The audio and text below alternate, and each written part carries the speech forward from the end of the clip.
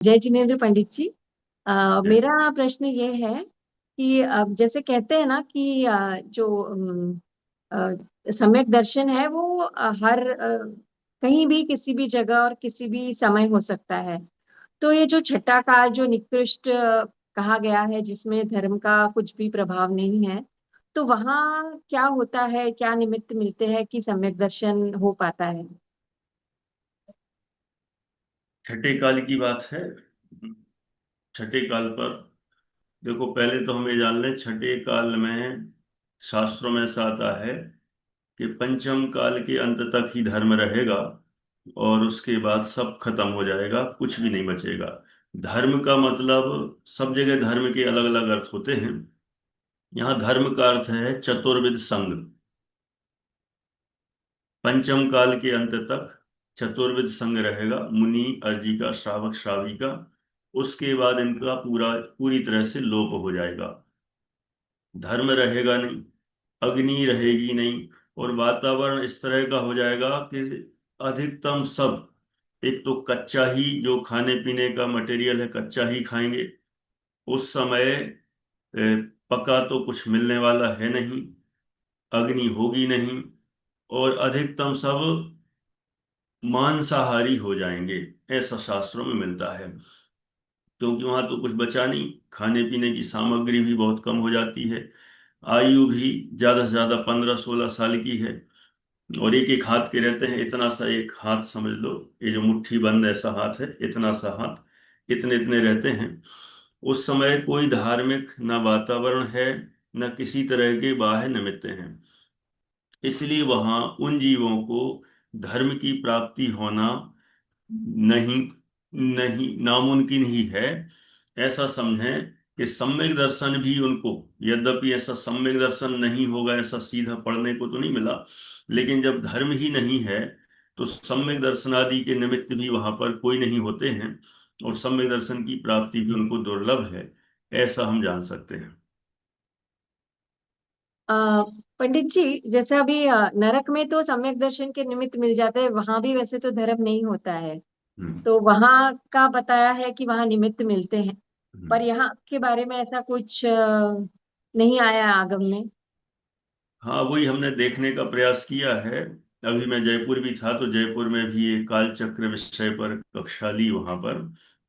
तो पूरा डिटेल में ये 6 कालों का विशेष रूप से विवेचन किया था। तो वहां पर भी जब पढ़ाया तो वहां पर भी कई जिज्ञासाएं आई। तो जब बताया तो वहां ये पढ़ने नहीं आए। जैसे नरक में निमित्त मिल जाते हैं, तिर्यंशों को निमित्त मिल जाते हैं, भोग भूमि में निमित्त मिल जाते हैं, देवों में निमित्तों की कमी नहीं। माने सर्वत्र सुविधाएं उपलब्ध हैं। लेकिन छठे काल में इस तरह का क्या निमित्त मिलेगा, ऐसा कहीं पढ़ने को नहीं मिल पाया। कदाचित, मैं नहीं कह रहा हूं, मेरी रिसर्च पूरी हो गई है और खोजा जा सकता है, और खोजेंगे, प्रश्न है तो मैं, बनेगा तो मैं और प्रयास करूंगा कि वहां कौन से ऐसे निमित्त बन सकते हैं या क्या हो सकता है। क्योंकि अभी तक तो इतना ही प्रसिद्ध है, या जितना पढ़ने को शास्त्र में मिला है, कि वहां ना धर्म है ना धर्म के आयतन, टोटली जीरो, और सब मांसाहारी जैसी ही प्रवृत्ति वहां पर बन जाती है। इसीलिए वहां सम्यक दर्शन आदि की प्राप्ति होना दुर्लभ है। यद्यपि कहीं कहीं ऐसा भी है, जैसे तीसरी नरक पृथ्वी तक कोई ना कोई उद्बोधन संबोधन देने जा सकता है, लेकिन तीसरी नरक के नीचे, तीसरी नरक पृथ्वी के नीचे तो कोई जाता भी नहीं है, देवादिक। तो वहां दूसरे एंगल से सम्यक दर्शन की प्राप्ति कही, वेदना से सम्यक तो हो जाता है, जाति स्मरण आदि से भी सम्यक तो हो जाता है। तो यहाँ छठे काल के जो मनुष्यादिक हैं, इनको किस निमित्त से सम्यक दर्शन होता है या हो सकता है, ये थोड़ा सा और भी देखने का विषय है। क्योंकि ये अभी तक इस शब्दावली में ऐसा मिला नहीं है। ऐसे ही सीधा कह दिया जाता है वहां कोई धर्म का माहौल नहीं, और सब रहते हैं, सब उनकी प्रवृत्ति स्वच्छंद प्रवृत्ति होती है, और सभी पापात्मा ही हैं। ऐसा वहां पर कथन मिलता है। तो पंडित जी, वहां पे सम्यक दर्शन, मतलब मेरी नॉलेज में नहीं था अब तक, तो हो जाता है क्या फिर भी? सम्यक दर्शन होता है? सम्यक दर्शन होता है कि नहीं होता ये भी नहीं मिला, है ना। Right. बाकी मैंने वही कहा कि वहाँ किस तरह का ज्यादातर निगेटिव निगेटिव ही सारा कथन मिलता है। पाप आत्मा जीव ही उत्पन्न होते हैं और मांसाहारी ही होते हैं, ऐसे ऐसे, उनकी आयु ही बहुत अल्प है, ये उत्कृष्ट कहीं 15-16 साल, और जघन्य तो अंतर्मूर्त है, और ज्यादातर 2-2, 3-3, 5-5 साल में ही मरण हो जाता है। उत्कृष्ट अब जैसे अभी भी उत्कृष्ट 120 साल है, लेकिन कहाँ 120, वो 70 पार होना ही बहुत बड़ा, एक समझ लो अवार्ड हो जाता है कि 70-80 पार हो गए। तो वहां पे भी आयु बहुत अल्प है। तो उस अल्प आयु में और पूरे नेगेटिव माहौल में सम्यक दर्शन की प्राप्ति हो जाए, ये असंभव जैसी है। फिर भी मैं निषेध इसलिए नहीं कर रहा हूं क्योंकि अभी जब तक पूरी तरह से ऐसी लाइन लिखी ना मिल जाए कि हम्म। यहाँ सम्यक दर्शन होगा ही नहीं, तब तक अभी कुछ कह नहीं सकते हैं। अब यही कहें कि वहाँ नहीं जैसी ही व्यवस्था है। क्योंकि ऐसा पंडित लगता है जी, माहौल से, एक मिनट, 1 सेकेंड। बोलिए। तो माहौल से ऐसा लगता है कि वैराग्य जैसी भावना भी नहीं होती होगी, राइट? जैसे पापी प्रवृत्ति है तो वैराग्य जैसी भावना भी नहीं होती होती। नहीं, वैराग्य भावना वहां नहीं होती। क्यों नहीं होती? वैराग्य भावना तो तब हो कि जब उनको कुछ ऐसे प्रसंग बने, या कोई धार्मिक भी उनके अंदर कुछ अंदर विद्यमान हो, धार्मिक प्रवृत्ति।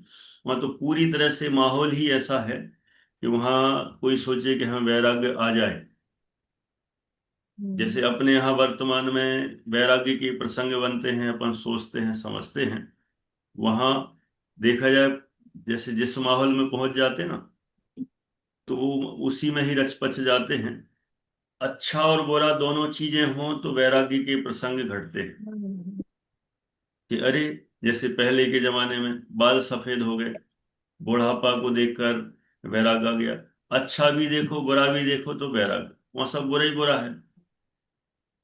कुछ अटपटा सा घटे, अलग टाइप की घटना हो, तो वो वैराग्य का प्रसंग बने। वहां नॉर्मली है, वो सारा जीवन ही वैसा है, इसलिए वैराग्य के प्रसंग वहां अपन कहें कि उनके लिए नहीं लगते हैं। अपन सुनते हैं तो अपन को लग सकते हैं, लेकिन उनके लिए वही जीवन है, ऐसा है। हाँ, मतलब वैराग्य के प्रसंग जरूर आते होंगे बट उनके अंदर वैराग्य भावना नहीं है तो वो दे कैन नॉट सी। और हाँ दूसरा ये कि निसर्गज जो भाव है उससे सम्यक दर्शन अगर हो, मतलब अधिगमज और निसर्गज जो दो होते हैं उसके निमित्त से अगर हो, जैसा आपने जाति स्मरण कहा। हाँ हम्म, जी। हाँ, थैंक माने वही बात है कि वहां सम्यक दर्शन आदि के संबंध में एकदम निषेध या हाँ ऐसा वाला वाक्य अभी पढ़ने को नहीं मिला। तो फिर यदि मिलता है, या वहां किस निमित्त से हो सकता हो या नहीं हो सकता हो, ये वाली बात फिर अपन बाद में उसमें लगा सकते हैं, खोज सकते हैं। जी, रश्मि जी, आप बोलिए। हाँ, रश्मि जी, तो रश्मि जी इसी पूछिए फिर से मेघा मैं जी। तो मतलब अभी जब एक और इसी से रिलेटेड जैसा क्वेश्चन है कि छठा काल जब खत्म होता है, तब जब वो पहले प्रलय आती है और फिर जब अच्छी जो वर्षाएं होती है, तो उसके बाद कहते हैं कि वो 10 लक्षण धर्म का जो प्रारंभ होता है। तो तब, तो जब धर्म ही नहीं है तो फिर वहां ऐसे 10 लक्षण धर्म और पूजा वगैरह कैसे होती है? जब फिर से जब छठा काल खत्म होकर जब फिर अलग दूसरा काल फिर से छठा जो शुरू होता है, तो वो ऐसा कहा कहा जाता है ना कि तब हाँ, 10 लक्षण की शुरुआत। पूजा कर 10 लक्षण की शुरुआत होके पूजा। तो जब धर्म ही नहीं है तो पूजा कैसे करते, मतलब कौन करता है? सही बात है। देखो ऐसा होता है कि जब प्रलय काल आता है, छठा काल, अभी पांचवा काल चल रहा है, इसके बाद आएगा छठा जिसका नाम है दुखमा दुखमा। जब उस काल के लास्ट के 49 डेज शेष रहते हैं, तो वहां प्रलय काल आता है। और उन 49 डेज में सब कुछ धूल की वर्षा, अग्नि की वर्षा, पानी की वर्षा, ये सब होती है, तो सब कुछ खत्म हो जाता है। अवसर्पणी काल समाप्त।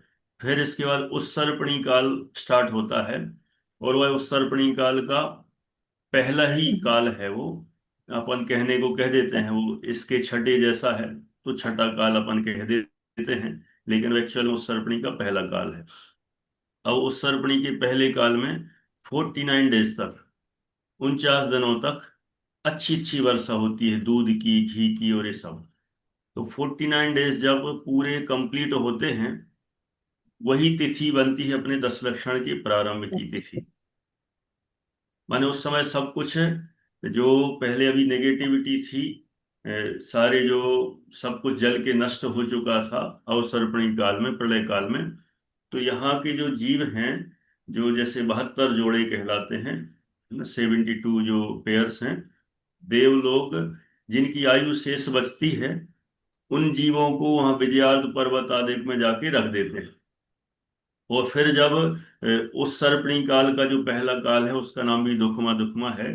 तो 49 डेज जब उनके हो जाते हैं, अच्छी अच्छी बारिश हो जाती है, तो यहाँ की जमीन जो खराब हो गई थी, वो सब कुछ अच्छी हो जाती है। अच्छी हो जाने से उन सब जीवों को यहाँ लाके वापस देव रख देते हैं। अब यहाँ पर रख देते हैं, तिथि वही होती है 10 लक्षण की प्रारंभ की तिथि। तो आपका प्रश्न है, उस समय जब धर्म ही नहीं होता है, तो वो 10 लक्षण कैसे मनाते, क्या पूजन करते? ना तो कोई वे मनाते, ना कोई पूजन करते। ऐसा है कि उस समय काल, जो खराब काल निकल गया था, अब वो काल सब अच्छे रूप में परिवर्तित हो गया। जो चिंतन धारा, सोच विचार जो निगेटिव रूप में थी, अब वो समझ गए ना, हरियाली आ गई, बारिश आ गई, माहौल अच्छा हो गया, खुशनुमा हो गया, जीवन परिवर्तन हो गया। तो उसी समय उनके परिणामों में थोड़ी विशुद्धि और शांति की प्राप्ति होती है। तो ही उसी को ही कह देते हैं 10 लक्षण उन्होंने मना लिए और आ गए। ऐसा ही समझना, वहां कोई अलग से ऐसा माहौल ना तो हो सकता है, और ना वहां कोई इस तरह का माहौल है। जी पंडित जी, बहुत ही सुंदर आपने वाला, ये हमेशा से हमने पढ़ा था पर कभी इतना ऐसे समझा ही नहीं था। मेघा जी, आपको पूछना है पूछिए, और भी किसी को कोई प्रश्न हो तो हैंड रेज करके या चैट में कर दीजिएगा। जय जिनेन्द्र भैया जी। मतलब पहला तो मेरा रश्मि जी ने ही पूछ लिया जय। है क्वेश्चन कि वो था, लेकिन एक और मुझे पूछना था कि जैसे आपने बोला कि छठे काल के बाद वापस से पहला काल रहता है, तो फिर जैसे अपन तो बोलते हैं कि पहला दूसरा तीसरा काल तो भोग भूमि में होता है, तो फिर अभी यहाँ पे कैसे उसके कंटेक्स्ट में कहेंगे? हाँ, वो ऐसा है कि अपन जो जो सुना रहता ना पहले का, तो अपन को लगता है कि वही सही है। अपन ने अभी तक सुना है पहला दूसरा तीसरा काल भूमि का है, हाँ। और चौथा काल जिसमें तीर्थंकर होते हैं। तो ये हमने सब सुना है, ये सारा अवसर्पणी काल की अपेक्षा से सही है। यदि उस सर्पणी काल लगाएंगे तो अपोजिट हो जाएगा। उस सर्पणी काल में चौथा पांचवा छठा काल भूमि का है, और यहाँ जैसे अवसर्पणी काल के चौथे काल में 24 तीर्थंकर होते हैं, वहां तीसरे काल में 24 तीर्थंकर होते हैं। तो अपन ने वो क्या, पहले का जैसा पढ़ रखा है, तो अपन को वो याद रहता है। यदि अपन इस एंगल से विचार करें, तो उस सर्पणी का पहला दूसरा काल, जहाँ पहला काल दुखमा दुखमा, दूसरा दुखमा, और जो तीसरा काल आएगा दुखमा सुखमा, 24 तीर्थंकर उसी में होते हैं। और फिर इसके बाद चौथा पांचवा छठा, तो यहाँ जघन्य भूमि, मध्यम भूमि, उत्तम भूमि, उस सर्पणी के चौथे पांचवे छठे काल में भूमि होती है। हमें ऐसा जानना चाहिए। और पंडित जी एक और पूछना था कि जैसे कुभोग भूमि भी बोलते हैं कि हम्म। मतलब कुभोग भूमि भी होती है, तो वो सिर्फ जम्बू ढाई द्वीप में ही होती है या जितने असंख्यात द्वीप समूह है सब जगह कुभोग भूमि होती है? कुभोग भूमि 2.5 द्वीप में है, वो भी लवण समुद्र और कालोदधी समुद्र, इन दो और वहां पे समुद्रों में। कौन सा काल रहता है, मतलब कुभोग भूमि में कैसा काल रहता है, या जो मतलब विवक्षा बताते हैं वही रहती है? कि कुभोग भूमि में क्या बताया? मतलब कौन सा काल रहता है, जैसे अपन यहाँ दुखमा दुखमा दुखमा सुखमा दुखमा, ऐसा तो वैसा कुछ नहीं रहता वहां पे? हाँ, वहां पर इस तरह की काल, वहां जो जघन्य भूमि जैसा काल रहता है। वो अपने कुभोग भूमि में, जैसे जो जघन्य भोग भूमि में होती है, उसमें जैसी व्यवस्था रहती है, उसी तरह से वहां कुभोग भूमि में वैसे ही जानना। तो वो उल्टी रहती है मतलब, लेकिन जैसे भोग भूमि और कुभोग भूमि तो वहां उल्टी रहेगी जगन्य भोग भूमि से, कि उल्टी वहां भी मतलब? वैसे मतलब कल्प वृक्ष वहां भी रहेंगे, वहां भी मतलब वो 7-7 दिन या 5-5 दिन का जो है वैसे ही सब रहेगा? हाँ, कल्प वृक्ष वहां भी रहेंगे। और उनके माने ऐसे कल्प वृक्ष नहीं होते ऐसे, क्योंकि वो पुण्य आत्मा तो है नहीं वो विशेष, इसलिए उनके यहाँ अलग टाइप के वृक्ष भी होते हैं खाने के लिए। जो कुछ मिट्टी वगैरह भी खाते हैं वहाँ की, जो वृक्षों से कुछ फल तोड़ तोड़ के खाते हैं। और जो जमीन जो मिट्टी होती है, वो मिट्टी होती है एकदम मीठी। मीठी मतलब, अब ऐसा मत पूछना कि किस टाइप की मीठी, मतलब मिट्टी होती है। खाने लायक रहती है, खाने हाँ, लायक खाने लायक रहती है। उस मिट्टी का भक्षण करते हैं। माने जैसे यहाँ जघन्य भोगभूमि होती है, सेम टू सेम तो नहीं होगी, क्योंकि कुभोग भूमि नाम ही कुभोग भूमि है। वहाँ उनको जैसे कर्म भूमि होती ना, कमा के खाना पड़ता है, तो वहां उनको कमा के खाना पड़े, मेहनत करना पड़े, ये व्यवस्था नहीं है। इसलिए कर्म भूमि ना हो के भोग भूमि तो है, लेकिन उसको नाम दिया कुभोग भूमि। तो यहाँ की जो उपभोग भूमि में सॉरी, यहाँ की जो भोग भूमि में जो व्यवस्था होती है कल्प वृक्ष की, और उससे बहुत अच्छे आराम से शांति से सब कुछ अच्छा अच्छा होता है। तो इतना अच्छा तो वहाँ नहीं होता। वहाँ कुछ काम नहीं करना पड़ता है, इसलिए भोग भूमि कहा। और कुछ माने कल्प वृक्ष आदि द्वारा उनको ऐसी सामग्री नहीं मिलेगी, लेकिन हाँ, उनको बनी बनाई व्यवस्था, वृक्षों के कुछ फल मिल गए, और अथवा कुछ जमीन का मिट्टी मिल गई, जो जो भी है ऐसा मिल जाता है बिना मेहनत के। तो वो भोग भूमि के अंदर डाल दिया। लेकिन कल्प वृक्ष आदि नहीं होंगे तो कुभोग भूमि के अंदर डाल दिया, ऐसी व्यवस्था है। और वहां की पता तो हो गई कि कैसे मनुष्य रहते हैं। हाँ, कान बड़े वैसे सब जो हाँ, वो रहते हैं। माने आधा इंसान जैसा शरीर है, और आधा ऊपर का चेहरा, शेर, हाथी, बंदर, इस तरह का। कोई पूंछ वाले भी मनुष्य हैं, कोई एक पैर वाले भी हैं, ऐसे।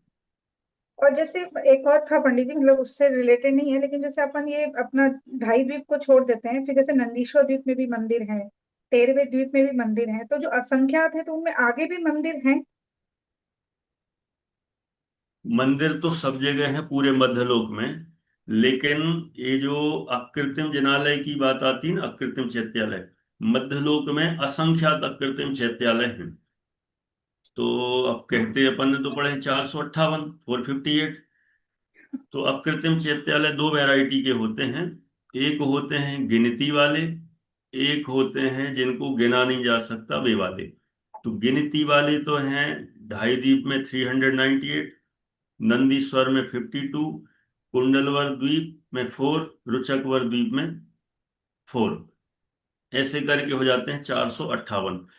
शेष जगह भी, और ढाई द्वीप के अंदर और भी बहुत सारे अकृत्रिम चैत्यालय हैं जो गिनती में नहीं है, जैसे व्यंतरों के भवन हैं, उधर भी हैं। और मध्यलोक में और भी जगह हैं, लेकिन वो उनको गिना नहीं जाता है। जो ज्योतिषी विमान है वो ही मध्यलोक में ही माने जाते हैं, ऊर्ध्वलोक में नहीं माने जाते। तो वहां भी असंख्यात जिनालय हैं। तो हैं, वो गिनती वाले नहीं है, लेकिन हैं।